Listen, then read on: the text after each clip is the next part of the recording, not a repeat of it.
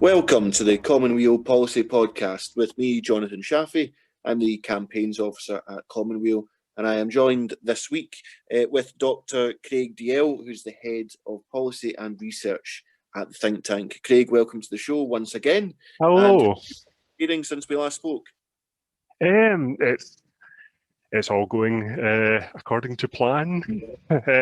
No, we're just carrying on, keeping as best we can through this rather unique 2020. But yeah, I'm still here in my house, working from home and keeping tabs on everything that's going on, juggling many different projects, speaking to many different people, learning from them, and yeah, we're constantly pushing forward with the Common Weal agenda and ideas. And we are extremely busy. We have been this year. When you talk about the kind of madness of 2020, I mean, we have been extremely busy, and we've been working very hard on a range of policies, as listeners will know. And we wanted to talk this week about something of a success story, something that we feel has going to develop into something that's going to bring about a real change in the way politics happens in this country. And those who are avid listeners may recognise the last episode of the podcast. There was an issue which Craig was bursting to talk about, but which couldn't because it was still to be announced. But this is a major development around the Citizens' Assembly in Scotland, and we're going to talk about that today. But this is certainly something that has been greatly exciting for Craig for a whole number of reasons. But before we get into the detail of this issue, I'm going to ask you to just explain to listeners what a Citizens' Assembly is in the first place. And if I could ask you just to co-join your overview of that with the work that Common Weal itself has done on this issue, because that's going to be important framing for the discussion.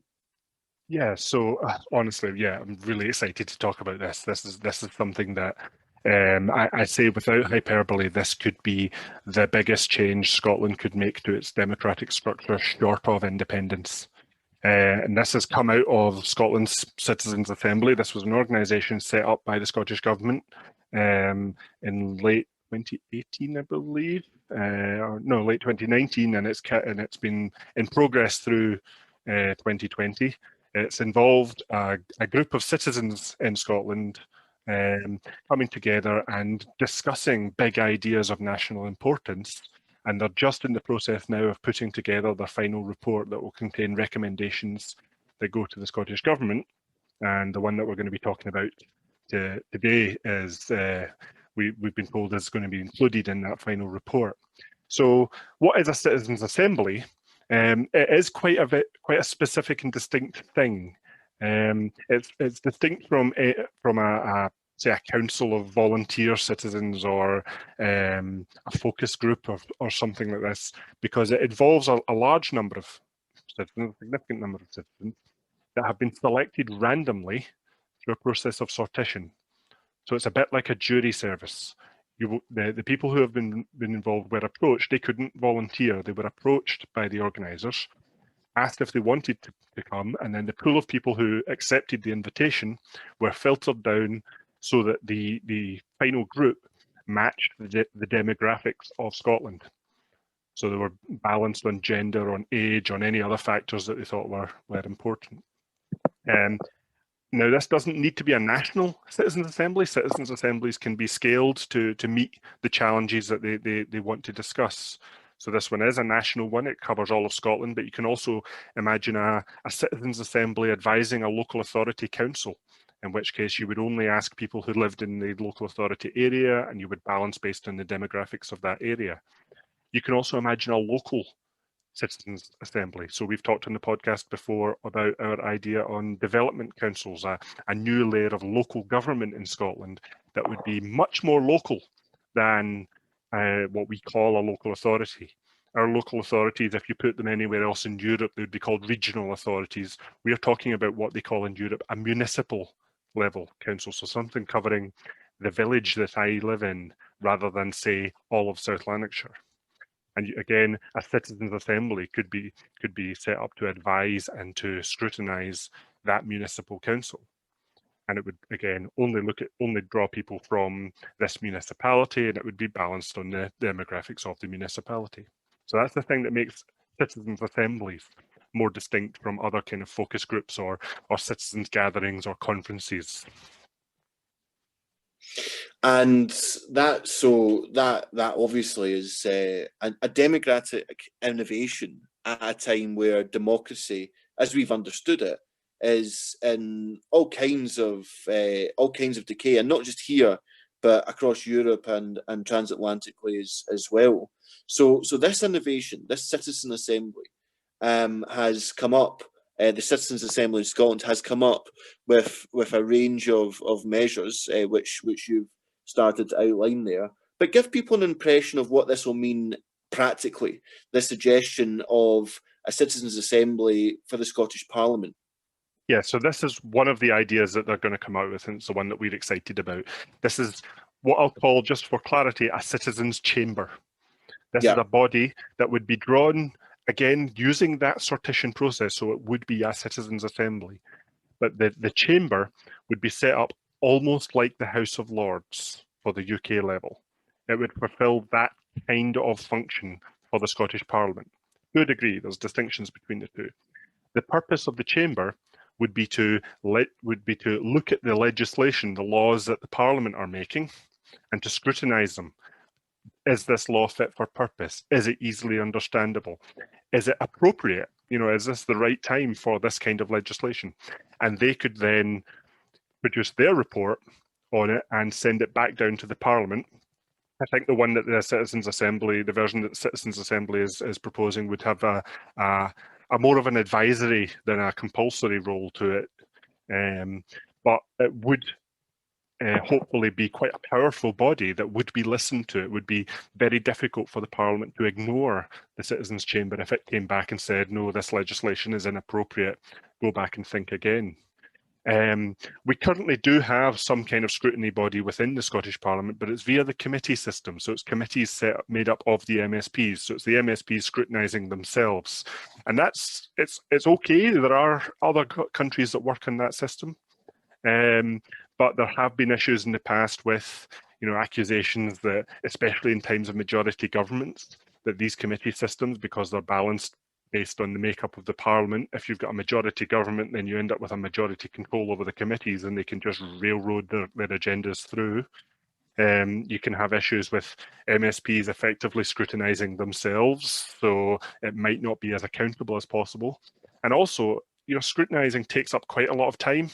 So MSPs, especially if they're ministers, trying to scrutinise the legislation while also forming it, while also doing their constituency work and other work that MSPs do, it can lead to quite a crammed workload. So there are arguments for that committee system, but there are arguments against it as well.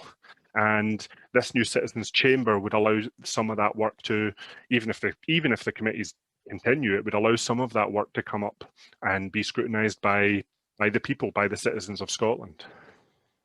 So that all sounds really clear, the way that you've given an overview of how this might work. I think one of the questions that people might have is, you talk about legislation, but this wouldn't presumably be for all legislation, would it? Or how would that be decided in your view? It depends how you set it up. Again, these things are still open for discussion. So we actually produced a paper on this back in 2017, which laid out the foundations of how we thought a citizens' chamber could operate. And in that paper, we do advocate that the chamber would have a compulsory role, so it would be scrutinising everything that came up from the Parliament, exactly the way the House of Lords does at a UK level. But I believe that the version that the Scottish Citizens' Assembly has been playing with is one that has a little more choice and leeway over what it can do. So it would have the right to scrutinise all legislation, but it wouldn't have to. So it could effectively pick and choose. It could pull up the legislation that it wanted to look at, according to what the chamber itself thinks is important. I should also say that it's not just legislation. This chamber would also have the ability to scrutinise the MSPs and the government itself. So if the government was getting up to something that wasn't considered acceptable, even if it wasn't to do with legislation directly, then the chamber would have the ability to launch an investigation or potentially even censure MSPs or the government for their actions if they went beyond a certain threshold of unacceptability. Well, one thing that I'm interested in, and I'd be fascinated by your kind of perspective on this, is that politics has been widely viewed as being captured by big corporate interests, by well-moneyed lobbyists who influence policy. And, we've seen this writ large, haven't we, in the Westminster government in relation to privatisation, in relation to even some of the big contracts given to companies throughout the pandemic.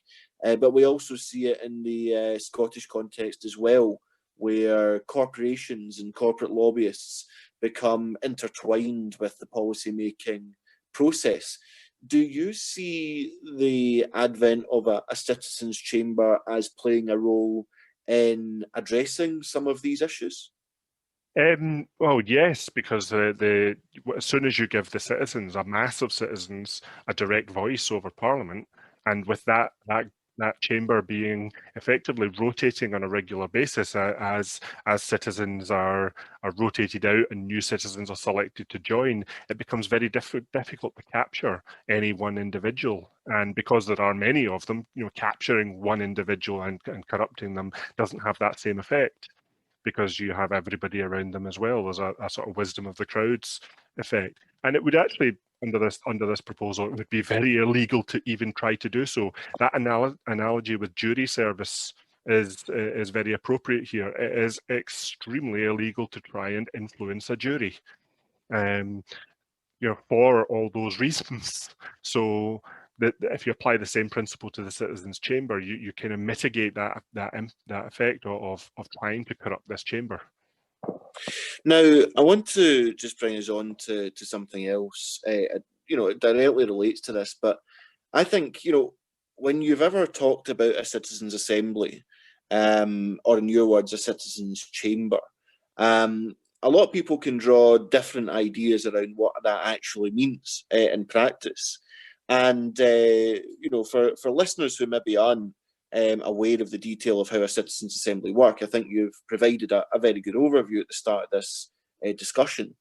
But do you think there should also be, coming alongside this, a wider educational move that will, as I say, make people aware of what a citizens' chamber is, how it operates and functions, how people can really understand how this kind of body would work?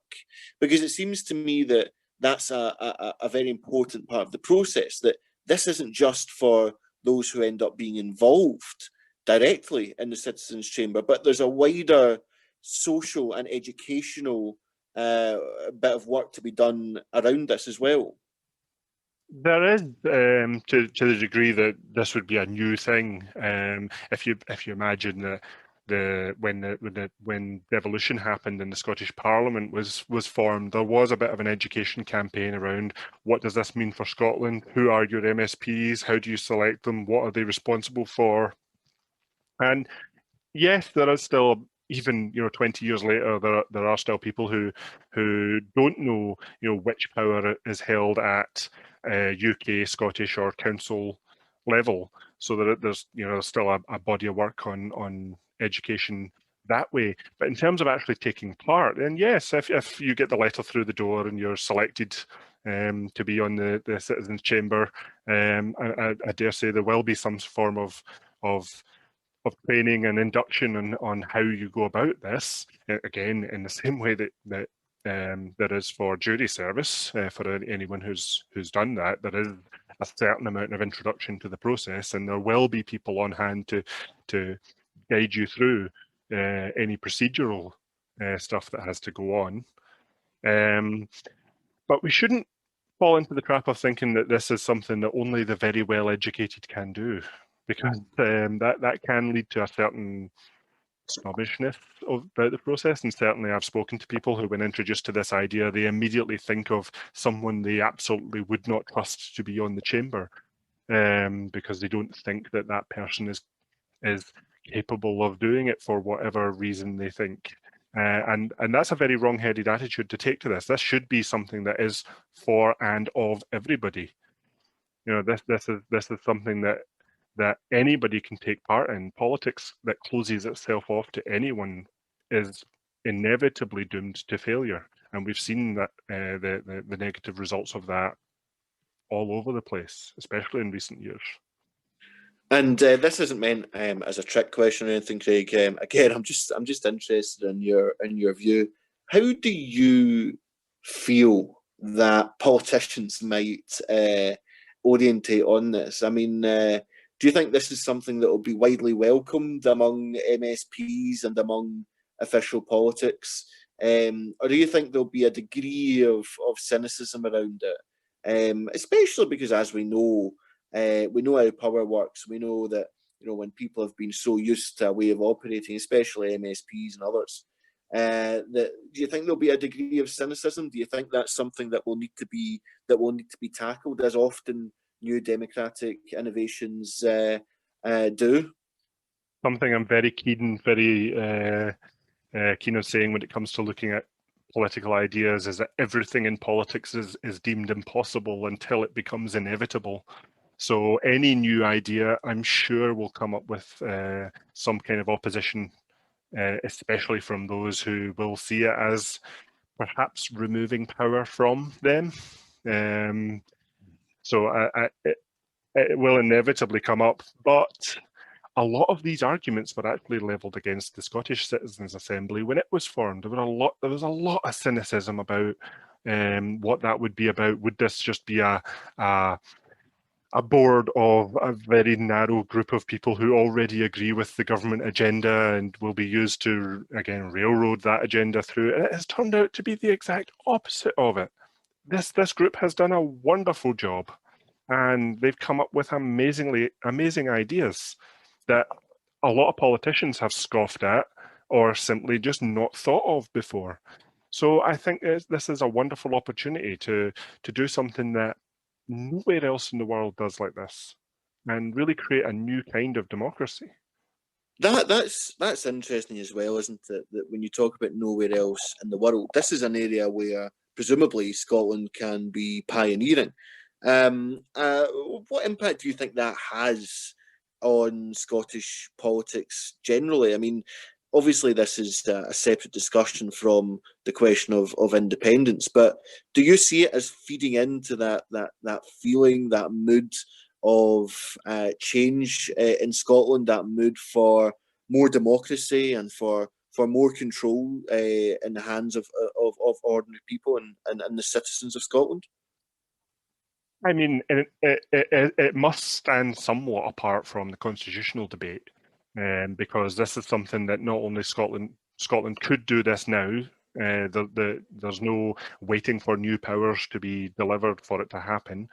It's also something that we could do after independence. This is about the form and structure of our national government, regardless of what powers it does or does not control. But I think that more democracy is always a good thing.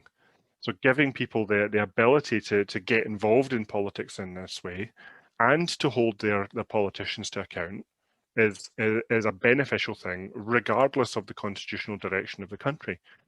It might, though, put some pressure on the UK government when people in Scotland are having these debates and having these discussions and holding their Scottish politicians to account. It might bring up that question of why can't we do the same with our UK politicians? Why can't other areas of the UK have this same level of scrutiny over their own politicians in their local area? So if this is a good idea, which I think it is, and if it's implemented well, then I think it could spread. So what happens next then? What's the process from here? How do you see this moving forward? Just so that listeners have a sort of clear idea of the kind of next steps here. So I understand that the final report for the Citizens' Assembly is due out early next month. It will then go to the Scottish Government, and they'll have their process of looking at the ideas that are in it, and we'll certainly report on that when the report comes out and pick out any other ideas that are relevant to our interests. But the Scottish Government will then respond to it and will be charged with implementing any of the ideas in there that they want to implement.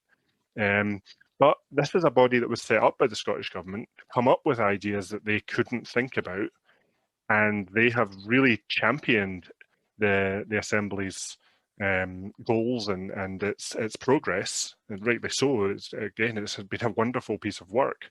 So I think it could be quite difficult for them to come round and look at the final report and say, yeah, we're just going to ignore everything you did. So you feel confident then that this will actually happen on that basis? That's something that, it's a view which I broadly share, but again, we know how these things can go. So when you talk about Common Weal and the role that Common Weal's played, I just wanted to turn to that as we come towards the end of the podcast. I wanted to turn to the paper that you talked about in 2017, and just really to underline the impact and the influence that Common Weal can have on the political debate in Scotland, but also that you look at our policy library now, it's so expansive. We've talked about on this podcast a lot about how our policies interlock, about how one complements the other in terms of building up the kind of Scotland that we want to see. So I wonder if you could speak to that, just in terms of the paper that was produced in 2017, the influence that Common Weal can have, the positive influence, and also just that sense of where you see a citizens' assembly or a citizens' chamber, as we're calling it, where do you see that fitting within the broader political landscape? I mean, how do you think this impacts other social questions like poverty or inequality, for example? Well, on that, you can see the interlock that we've got with other papers that we've done on democratic structure. I mentioned the Development Council's idea, this local level of government that would have its own citizens' chamber scrutinising and directing that Development Council. So you can see how this idea of the people of that area having a direct scrutinising role in a particular level of government, that's very scalable. So you can have it at national level, you can have it at local level, you can have it at regional level. If there's some project, I don't know, some big infrastructure project that straddles the boundary between two local authorities, maybe you bring up a citizens' assembly or a citizens' chamber covering both of those local authority areas to discuss the impact of that project. If you build this in as a core part of your democracy, then it's less about one particular body, but the principle of citizens and residents of the country having that oversight over their politicians rather than the other way around. That's a really well put comment there, and I think that is an excellent conclusion to the discussion around the development of the Citizens' Assembly, and from it the Citizens' Chamber, as Craig refers to it. There's lots to think about within this, and I'm sure it's a topic that we're going to return back to. As Craig points out, when the full report is published, we will be looking at other items that are suggested from the Citizens' Assembly. And as Craig said, a lot of work's gone into this. There's been a lot of very good ideas and a lot of grappling with process, which is all to the good, because whatever a Citizens' Assembly comes up with in the end, it has been the process of quite a lot of discussion, quite a lot of dialogue between people who have often got in the start opposing views on some big issues and some big questions.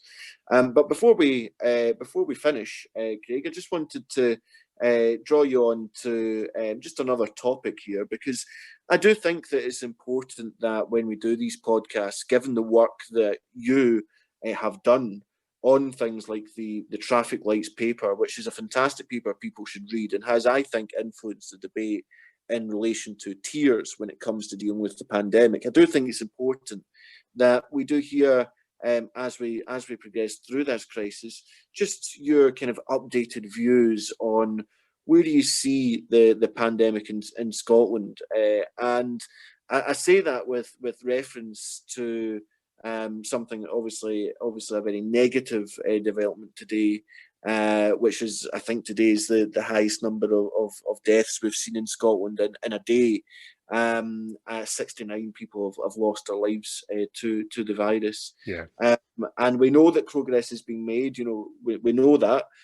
We are learning. There is talk of a vaccine and all that sort of thing, but there are clearly very serious issues that we have to continue to contend with. So, Craig, I wondered if just by way of bringing this discussion to a close, if you could give us your kind of latest insight into where you think we are with it all. So it has been encouraging that a lot of the ideas that we talked about in that paper that were based on the best practice of countries that have been doing better during this pandemic than Scotland has. A lot of those recommendations have now been adopted by the Scottish Government. We do have this tiered system. We do have a good system of understanding where those tiers apply and what applies in them. But there is still some way to go, and really, if we want to treat this as aggressively as we have as other countries like New Zealand have, then we do need to think about things like how do we deal with people coming into Scotland, through our borders. So the way a lot of countries do this is, quite frankly, through quarantine hotels. So people coming into the country have to be diverted into a hotel where they remain in isolation for a period of time until they prove to be not infected. There is still scope to do this in Scotland. The Scottish Government certainly hasn't said they can't do this. They can't close the border per se because we don't have the powers over that, but there's nothing stopping us diverting people through testing centres and then into quarantine until they get the results. The objection that we had previously when we floated this idea was that in places like Australia, where these quarantine hotels exist, well, the virus still got out of them and caused an outbreak in places like Melbourne, to which I'd say, well, yes, it did. There were procedural failings, but that Melbourne outbreak has now been eliminated. And they're now looking at coming out of lockdown again. Whereas we are still there. We are still going through our second wave. And yeah, the tragic news today that we've seen the highest number of deaths in 24 hours than we have since the peak of the first wave back in March. And yes, there is hope in that infection rate does seem to be leveling off in Scotland, but there's also still fear that we could end up seeing areas like Lanarkshire, like possibly Inverclyde, going into full-blown lockdown again. So I think there's hope, but there's also a long way to go. And just if I can just ask you finally, Craig, just because I know that people will be really interested in your view on this. Do you have any comments on the development of this apparent vaccine and how you see that progressing? Yeah, I mean that is some of the hope that we have seen. I mean, there's still again a long way to go in terms of not just the development but also the delivery of this vaccine. The company involved, Pfizer, says that they can have 1.3 billion doses ready by the end of next year, by the end of 2021. But that's you need 2 doses for this to be effective. So that's only 650 million people across the world that could get vaccinated. Now, I don't think that's going to be the only option. I think other vaccines will come online and be approved, and or other manufacturers will be able to take up this vaccine and manufacture it in greater numbers. There are logistic challenges around delivering the vaccine as well. It needs specialist equipment to store it and move it.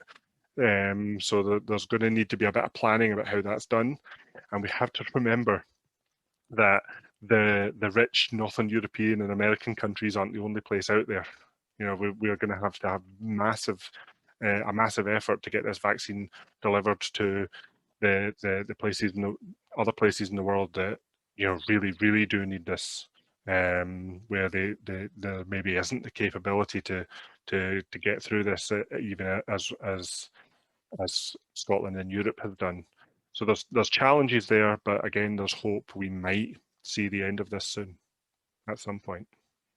It's interesting, isn't it? Because when you're just talking about Europe and elsewhere, there's also other countries who have been far less economically advanced, who have, for various reasons, as we've discussed on this podcast, managed to do better around the virus. And again, there's complex reasons for that, but I think what you're saying there is just so true, that this is a global threat that requires a global response. And in that vein, I'm sure we'll come to look at some of the work that Common Weal's done around things like a national pharmaceutical company, and I think we'll talk about how things like a vaccine could be produced, and how it should be distributed in the way that's not just the most ethical, but the most efficient and beneficial for our society as a whole. So something to think about going forward, Craig.